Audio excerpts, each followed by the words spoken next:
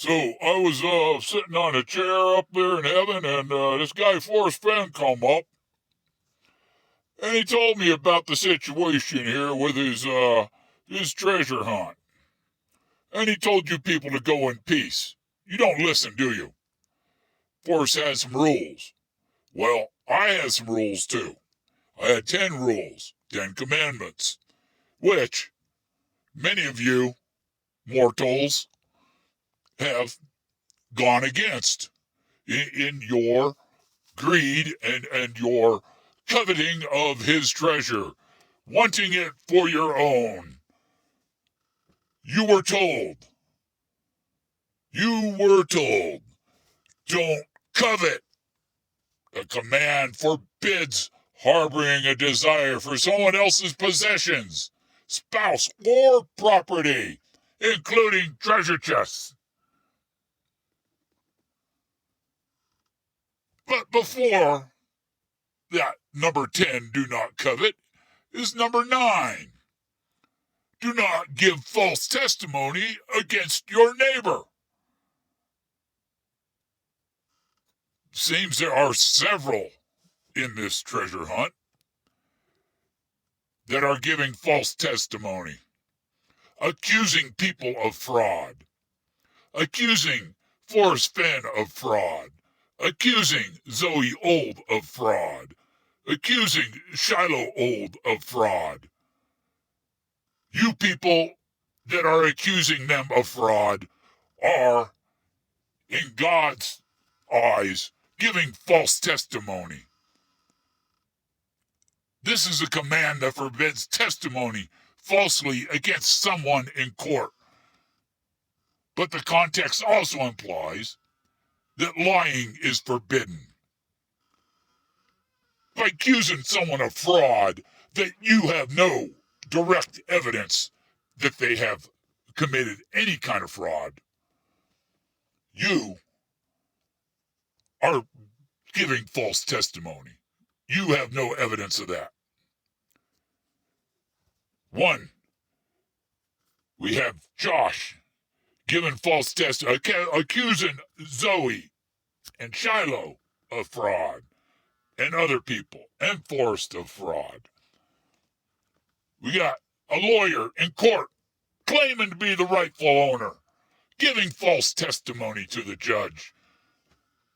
Well, when you come up to the pearly gates, lady, we're sending you downstairs.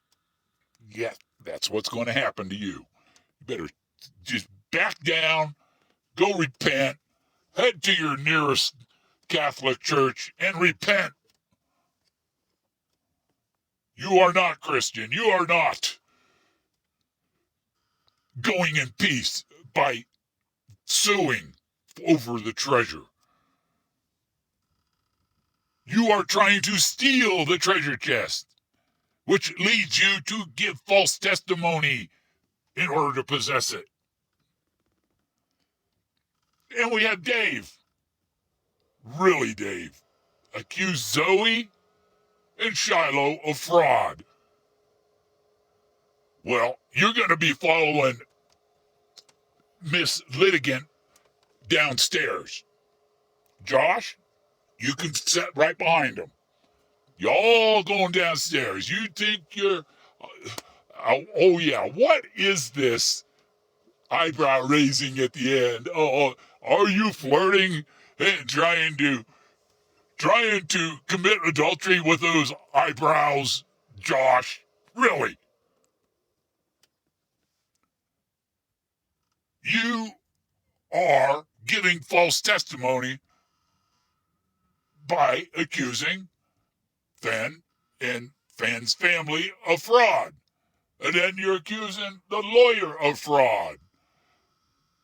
When you have no evidence whatsoever that the lawyer ever even knew the true story. There could be a third or fourth lawyer out there that we have not heard of who is handling this. And if you have a secret, you want a lawyer that doesn't know your secret, so that lawyer through his own knowledge, has no idea what the truth is. He's set up to present a fog, a mirage of some strange conclusion with some strange person from Michigan. And even this guy, he has not gone to court and given false testimony. He was under oath when he said he was the finder. He just sent a letter. And for all the family knows, because they were kept out of it, he's telling the truth to them. And they were told maybe to go along with this. Things will change when there are no legal issues. Do not covet Forrest Fenn's treasure. All of these things lead to evil.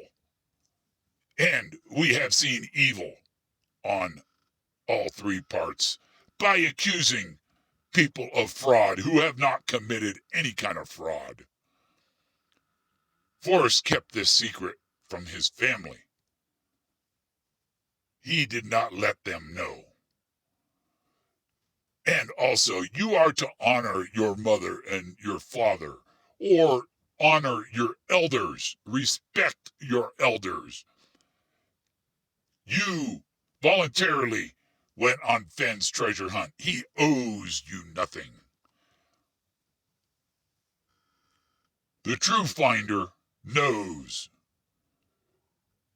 that you must have faith in Forrest, that he will fulfill his promise, and somebody will go home with the treasure, just like it says in the dust jacket of The Thrill of the Chase. You all should just, I don't know what you can do. Disappear. Be the best thing. Or shut your mouth. Stop accusing people of things you have no fact on. All you have is speculation and assumptions. And it's to fulfill your own personal greed. You're coveting Forrest Fenn's treasure. You're not waiting for the true outcome. He said, go in peace. If you go in peace, you do not sue. You do not bear false testimony.